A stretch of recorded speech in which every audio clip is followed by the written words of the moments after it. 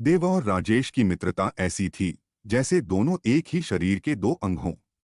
यदि एक को चोट लगती तो तकलीफ दूसरे को होती। वे दोनों बचपन से ही मित्र थे। अब उनकी मित्रता इतनी पुरानी हो चुकी थी कि लोग उसकी दोस्ती का उदाहरण देते थे। देव और राजेश बड़े हो चुके थे। दोनों का अलग अलग व्यापार था। एक दिन दोनों ने तय किया कि वे दोनों मिलकर व्यापार करेंगे। फिर दोनों ने मिलकर व्यापार शुरू कर दिया। उनका व्यापार चल निकला और दोनों खूब अमीर हो गए। वे ठाठ बाट से रहने लगे। धीरे धीरे एक समय आया कि दोनों का विवाह हो गया। उनको साथ साथ व्यापार करते 7 से 8 वर्ष बीत चुके थे। तभी देव के मन में न जाने कहां से बेईमानी आ गई और वह व्यापार में हेरा फेरी करने लगा।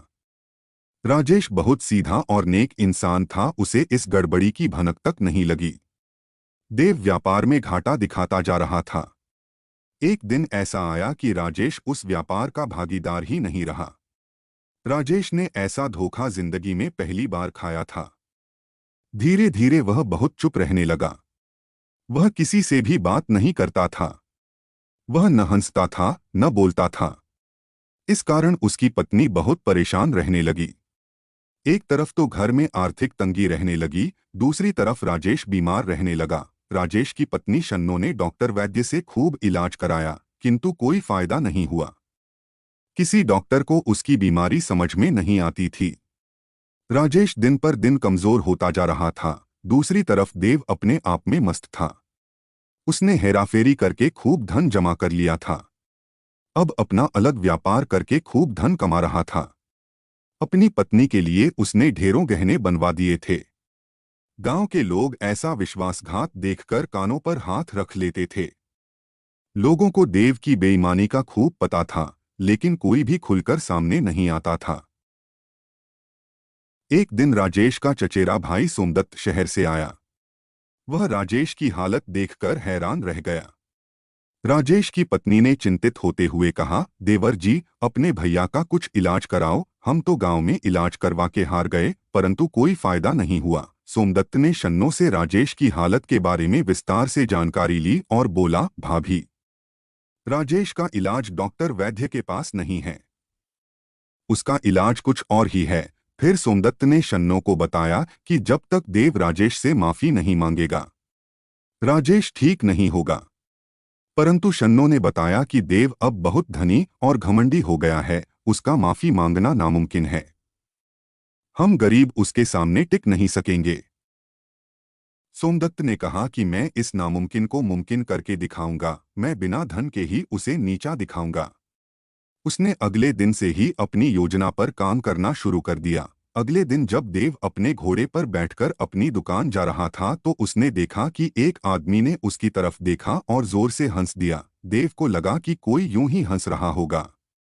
वह थोड़ी ही दूर गया था कि 4 लोग खड़े आपस में बातें कर रहे थे। वह जैसे ही उन चारों के सामने से गुजरा, उनमें से एक ने उसकी तरफ देखा और कुछ कहा कि सारे लोग जोर जोर से हंसने लगे। देव को लगा कि सब लोग उसकी तरफ देखकर हंस रहे हैं। हो सकता है कि उसकी पगड़ी टेढ़ी हो। उसने पगड़ी को ठीक करने का प्रयास किया तो घोड़े से गिरते गिरते बचा। अब वह अपनी दुकान पहुंच चुका था। जो ही उसने दुकान का ताला खोला, एक छोटा सा बालक उधर से जोर जोर से हंसता हुआ गुजरा। देव को अब थोड़ा क्रोध आने लगा था। उसने बालक को बुलाकर पूछा, ऐ लड़के, क्यों हंसता है? लड़के ने कहा, यूं ही, और चला गया। देव का मन आज दुकान में नहीं लग रहा था। उसे लगता था कि आज जरूर कहीं कोई गड़बड़ है। कभी वह शीशे में देखता, कभी अपने कपड़ों पर निगाह दौड़ाता, परंतु उसे समझ न आता। दोपहर को एक दाढ़ी वाला व्यापारी उसकी दुकान पर आया और उससे बड़ा सौदा तय कर लिया, परंतु देव का ध्यान आज कहीं और था। उस दाढ़ी वाले व्यापारी ने 2 से 3 बार अपनी दाढ़ी पर हाथ फेरा और देव की ओर देखकर जोर जोर से हंसने लगा। फिर बोला, सेठ, सौदा फिर कभी करूंगा।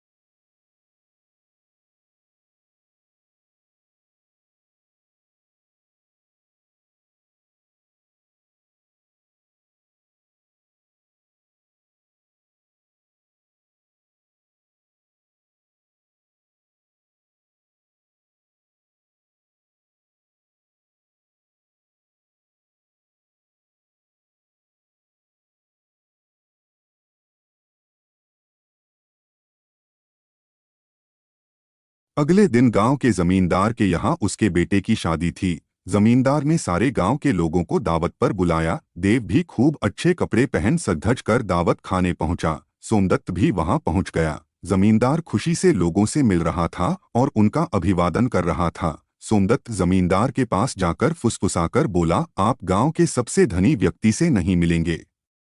ये जो सामने दाढ़ी वाले सज्जन हैं, वो अपने आप को आपसे भी बड़ा जमींदार समझते हैं।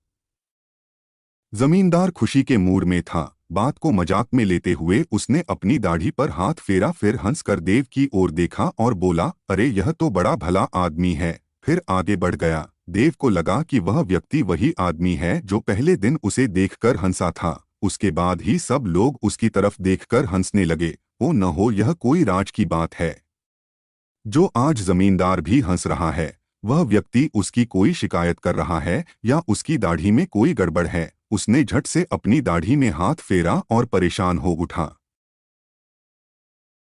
वह झट से सोमदत्त से मिलने भागा, परंतु वह तब तक गायब हो चुका था। अगले दिन सुबह देव ने सबसे पहले दाढ़ी मूछें साफ करवाईं, फिर सोमदत्त को ढूंढने निकल पड़ा। उसके मन में जमींदार की बात जानने की बेचैनी थी। थोड़ी ही दूर जाने पर उसे सोमदत्त जाता दिखाई दिया। उसने सोमदत्त से रात की बात पूछी तो सोमदत्त ने कहा, मैं एक ही शर्त पर तुम्हें जमींदार की बात बता सकता हूँ। तुम्हें मेरी एक बात माननी पड़ेगी। देव बोला, भैया, धन मांगने के अलावा जो तुम कहो वही मानूंगा। यह सुनकर सोमदत्त देव को पास ही राजेश के घर ले गया और बोला, पहले इनसे माफी मांगो, फिर बताऊंगा। देव ने पलंग पर लेटे व्यक्ति से तुरंत माफी मांग ली। भैया मुझे माफ कर दो। तो वह व्यक्ति पलंग से उठकर बैठ गया। उसके चेहरे पर पतली सी मुस्कान की रेखा खिंच गई। देव यह देखकर हैरान रह गया कि वह उसका अपना मित्र राजेश था। उसकी इतनी दुर्बल और बीमार हालत के कारण वह अपने बचपन के मित्र को पहचान नहीं सका था। उसे पश्चाताप होने लगा। तभी सोमदत्त ने बताया कि जमींदार ने तो उसकी प्रशंसा की थी, लेकिन सोमदत्त पश्चाताप की अग्नि में जल रहा था। उसने अपने मित्र से अपने किए पर पुनः माफी मांगी और गले से लगा लिया। धीरे धीरे मंगल अच्छा होने लगा। दोनों में फिर दोस्ती हो गई। फिर उनकी दोस्ती जीवन भर चलती रही।